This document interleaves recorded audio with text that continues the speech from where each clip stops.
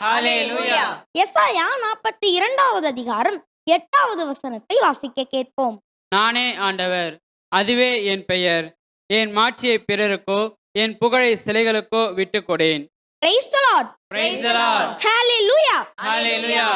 பிரியமானவர்களே, ஆண்டவருக்கு கொடுக்க வேண்டிய புகழ்ச்சியையும் மாட்சியையும் ஆண்டவருக்கு கொடுக்காமல் ஆண்டவரால் படைக்கப்பட்ட மனிதர்களுக்கும் தூதர்களுக்கும் மனித கைகளால் செய்யப்பட்ட சிலைகளுக்கும் கொடுக்காதீர்கள்.